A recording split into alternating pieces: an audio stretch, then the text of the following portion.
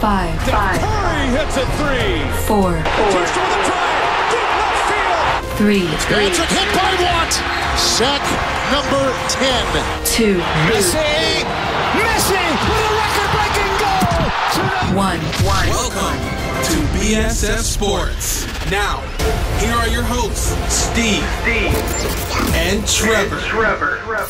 Good afternoon. Welcome to another episode of BSS Sports. My name is Steven Schill with the ever-lovely Trevor Struthers. And Trevor, I've noticed that I've been saying that every single week, and every single week you start harping me more and more on how bad my fantasy football team is, but finally, you lost the game, so read 'em and weep, bucko. Anyway, with that being said, another thing that was kind of interesting is certain things that happened in the NFL, which we'll get to shortly. We're going to start off with UFC 205. Trevor, I know that you enjoyed a couple of these fights. I guess we'll start with the main one, Conor McGregor. Yeah, I mean, really, it was just a dominant showing on the part of McGregor. I don't know if anybody thought... There were a lot of people out there that thought McGregor won, if you did not know. Conor McGregor did win. Yes, McGregor won. He dominated the fight from the word go. I think that's the word the referee used. I mean, yeah, McGregor had 3 knockdowns in the first round, couldn't end it there, and ended early in the second round. He was finally able to knock Alvarez out to the point where the referee was like, you know what, it would be a good idea to step in and stop the fight. McGregor, no doubt, I think going in had the better stand-up, but Eddie definitely had the better wrestling. The issue from that, though, is, of course, every MMA fight starts on the feet, and you have to find a way to get the guy on the ground. And that's something McGregor's worked on greatly, is his takedown defense. And, I mean, I can't even remember, honestly, if Alvarez shot for a takedown in that fight.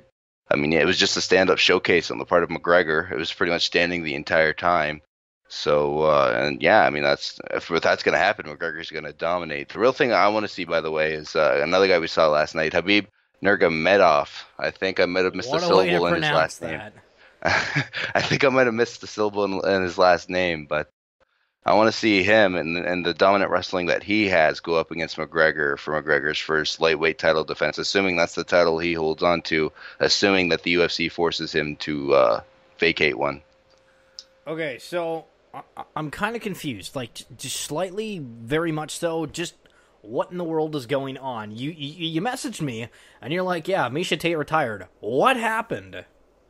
She was pretty much dominated by Raquel Pennington, and yeah, she was pretty much dominated throughout that entire fight. I think this was one of the people that trained under Miesha. Was the way they made it sound. I mean, that was my first time watching Pennington fight. So Pennington had a great showing, obviously, against the person at the time that was the number 1 ranked female bantamweight. For Miesha, she's been in the spotlight in women's MMA for a long time. Obviously, including before women's MMA was in the UFC back when she was fighting Rousey in Strikeforce. So she had a good run. She had a nice feud with Ronda Rousey for a couple of fights, even though she ended up 0-2 against Rousey. But she reached the pinnacle of the sport, which was being women's bantamweight champion just earlier this year, which kind of makes the retirement thing a little surprising. But she's also, 30 years old. And, I mean, 30, compared to some guys, like Yoel Romero was like 40-something. And he had an amazing knockout of Chris Weidman, who's just lost the title not that long ago. So, I mean, this is definitely a sport where you can fight into your older age. I mean, it takes a long time to master it. But I think Miesha realized she mastered it pretty early and was able to get to the top of the sport. And, I mean, she's been doing this probably now for about a decade and figured it's time to hang it up. And Mr. Frankie Edgar going up against Jeremy Stephens, and he ended up winning in a unanimous decision. Now, with Frankie Edgar, there's always something that comes out after a fight, things going wrong, whether it be in the ring or something that happened prior to. And so Frankie was fighting with a torn MCL from 6 weeks ago and a herniated disc in his back. Why do athletes do this? Sure, they get paid a lot, but why do they risk their long-term health for this? In the case of Frankie, I mean, this one's pretty obvious. The New Jersey guy getting the chance to fight at Madison Square Garden, apart from Chris Weidman being from, I think he's from inside New York City pretty much, the way they built it up. Frankie Edgar was the other hometown guy, and definitely was not going to pass up an opportunity on this card. Even if he had a concussion, he would have tried to find a way to somehow be on that card. But that just makes the win even more impressive. The way Frankie won the way Frankie always wins. He's never really going to overpower anybody. He's always usually the smaller guy, but he's got speed on his side, and his ability to defend is phenomenal, and his ability to dodge shots, and that's exactly what he did against Jeremy Stephens. It was tough against Jeremy, and Jeremy nailed him a couple of times, because Jeremy's got incredible knockout power, and I believe it's his right hand. And he nailed Edgar a couple of times, but Edgar was able to survive and went on points, which Edgar's pretty much been doing his entire career. I don't think anybody's ever been able to finish Frankie Edgar, which is incredible considering how long he's been doing this. And, no doubt one of the best featherweights in the world. And if McGregor does have to vacate the title, or even if McGregor has to defend that featherweight title, don't be surprised if Frankie Edgar's the guy that he does it against. Is there anything else you want to talk about UFC 205, or hop over to the NFL?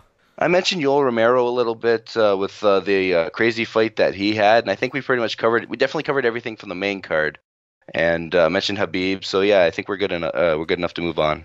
Perfect. All right, so at the beginning of this episode, we decided that we were going to talk a little bit about NFL, and kind of a bit of a politics one with this, mainly because of what's been happening over the summer and now. So initially, we seen players protesting the anthem over various, police issues, and now the Buccaneers star Mike Evans decides to sit during the anthem, and then when asked about it, this is what his response was. I'm not big on politics or anything like that, but I told myself, if this happens, America is not right now. I said this a long time ago. When he, i.e. Donald Trump, ran, I thought it was a joke. The joke continues. So if you didn't get that, basically he's doing it because of the president-elect. Trevor, is this going to start a whole nother wave, kind of like Colin Kaepernick, or is this just a one-off? It might be a one-off in the NFL. Definitely with Kaepernick and all that. That's still happening in the NFL. Obviously before this, before the official election happened. One place that seemed to strike some chords right when it happened, judging by Twitter, was the NBA. And a lot of NBA players tweeted their confusion and displeasure with America's choice. So we could definitely see something sports-wise come out of it, because and even like certain celebrities. How many celebrities said they were going to leave the country if Trump was the one that was elected to be the next president? So I want to hit you with a question here. Is it any more or less disrespectful that they're doing this because of the new president compared to the policing matters that they were talking about before, and like equality? Does this have any kind of difference? Is it more acceptable that they're doing it because of this? Is it less, or is it just on par? That's a tough one to answer. I just came up with it, and I was like, I don't even know if I could answer this, so I wanted to throw it to you to see. Yeah, it is tough to answer, but I don't know. Just when you don't agree with something as big as the issues that there have been in the States with the policing, or the issues that there have been in the States with the election, you're going to want to try to make some sort of statement if you're in that public eye, and that's the way he chose to go about it, and that's the way others have chose to go about it.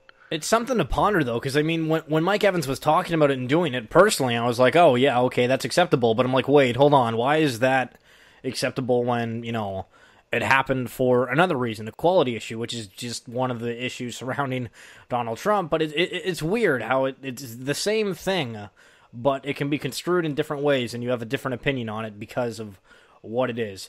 But moving on from that, apparently the Dallas Cowboys quarterback, or at least formerly big all-star quarterback who's been out for the majority of the season, Tony Romo.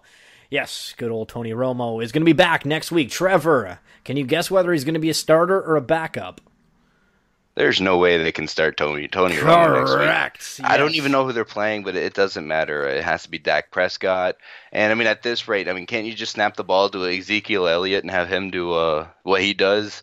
At that point, you just might be able to get the win that way. Yeah, I agree. Well, apparently, Jerry Jones, the owner, has said that Tony Romo is going to be back next week as the backup. Dak Prescott doing pretty well. Another quarterback issue type of deal, the Los Angeles Rams. They keep going with Case Keenum, and they're like 3-5. And apparently, Trevor, are you sitting down? No, I'm standing up. Okay, you might want to sit down for this one. They're All thinking about starting Jared Goff. I'll give you a moment. Soak it all in. Just They're only on. thinking about it now. Is that what you're saying? Like their playoff lives are pretty much on the line if they're not gone already, and they're thinking about it now. Why? I'm so confused. You spend your first pick on this guy and you don't use him for half the season. Like, look, I understand that you want to get him used to your system amongst other things. I can fully accept that. But the thing that I can't really accept is the fact that they haven't even given him like a little bit of chances, whether the game's already lost or what have you. Why have you not used this guy at all? Sure, maybe he's just not ready, and they're trying to hide that from everybody, saying, hey, we wasted our number one pick. We're paying this guy some millions of dollars already because he's a rookie and he's the first overall pick, because that's what happens with first overall picks. But when are we going to see this guy? If he's awful, okay, I can accept you made a bust. Like Greg Oden, hi, we know that you exist. It's the same thing. If they're a bust, they're a bust. Who cares? But if you're not going to give the kid any chances, then what's the point in drafting him? But do you think it's too late, even if Jared Goff is good? And let's say he is, because he's the number one pick. You don't know. We have no idea. Do you think that the Los Angeles Rams waited too long to put this guy in? They probably did. They're not going to make the playoffs no matter what happens at this point. So, but I mean, yeah, I guess you could say they waited too long just because of that. And I mean, fans have been calling for it for at least 2-3 weeks now. So I mean, like when the fans start to get on that, you got like 2 or 3 weeks to like make that move, and they haven't yet. So that tells you all about that. There, they definitely waited too long. Yeah, waited a wee bit too long. And on another topic about the whole waiting too long thing, what is going on with this Edwin Encarnacion thing? Oh, wait, I'll tell you. He's weighing his options. He's weighing the options. And you know what he's going to do? He's going to take whatever pays him more. Unless he's got a bunch of friends on the Jays. And, certain athletes do still have morals. For some reason, we're not playing on that card. Now, I don't know Edwin personally. I don't know what his favorite color is. I don't know what he likes to eat for breakfast. But if he has morals and he has friends on the Blue Jays, then we might see something out of the blue. Now, again, with the new recent signing of Kendry Morales from the Royals for $33 million, who would play first base or designated hitter, cough, cough, exactly what Edwin Encarnacion plays, that would give me the idea of, hey, maybe we're not going to get Edwin back, but if we do, then we have two great hitters. Trevor, what do you think about this Morales signing? And then go back to what it means for Edwin Encarnacion. Well, Morales is a guy that was able to hit home runs in Kansas City. Imagine what he'd be able to do in Toronto. I mean, we did that sort of with. Now I'm going to bring up the name Josh Donaldson. We mentioned that somewhat with Josh Donaldson. He's obviously not going to be Josh Donaldson, but I mean, he can hit home runs, and that's something that Blue Jays fans seem to hate sometimes. They seem to prefer bunts in certain situations. There's no doubt about that, but home runs are a good thing. And they help the team, and he's going to be able to provide that. The interesting thing is I believe it's a 3-year deal for Morales. So, I mean, they could still bring back Edwin, and Edwin could play first for the next 3 years, and then, once he starts to decrease down there, he could move to the DH role. At that point, you have Kendry DH for those 3 years, and then he's gone at that point. So, I mean, just because they brought in Morales doesn't mean the Edwin window is closed. They're definitely still going to go after Edwin. The thing about Edwin is it sounds like he has a short list of about 4 or 5 teams now. I'm curious how many of them are in the AL East. I know the Blue Jays are probably on that list. I know Boston's probably on that list. I hate the Red Sox. It'll be interesting to see who ultimately ends up getting Edwin, but it seems like he's narrowed his options. So we might be finding out sooner rather than later. And finally, we decided to sign a Cuban infielder, Lourdes Gurriel Jr. That's probably butchered that name, but nonetheless, sign him for a 7-year. That's one hell of a commitment for $22 million. And last year with the Havana Industrials. Never heard of him. He's batted .321 with 8 homers and 32 RBIs in 43 games, which is pretty good, but again, it's for the Havana Industrials. Don't know who the hell they are, but with that being said, we signed a guy. Apparently, it's a big deal, so let's celebrate and cheer. Trevor, are you ready for the Blue Jays in the 17-18 season? Yeah, the interesting thing about this signing is, I mean, they also have a guy named Vladimir Guerrero Jr. that seems like he's going to be really good. So, I mean, hopefully in 5 years we're seeing those two guys be the face of the franchise, and who knows who else is going to be around. But I mean, hey, maybe it'll take longer than 5 years. But hey, we're calling it right now. We're going to be champions 3 years running in about 5 years. So just hold your horses, buckle up, and get ready for a ride. Yeah, it's definitely a signing for somewhere down the road. But I mean, anytime you can sign a Cuban free agent to something like that, there's definitely some hype there to the guy. There's no doubt about that. And the Blue Jays were the ones that were able to get him. It's only a matter of time to see if it was a good move or not. It's sort of a low risk move, even though it's 7 years for multi-million dollars essentially. But when you break down the 22, I believe, million over the 7 years, it's a lot smaller than what it may seem. And, well, I mean, he decided to sign with the Blue Jays, so what does that mean? The Donald Trump effect. That's it for this edition of BSS Sports. For Trevor Struthers and myself, Stephen Schill. We'll catch you next Monday. Make sure to follow us on Twitter and Facebook at BSS Sports. We'll catch you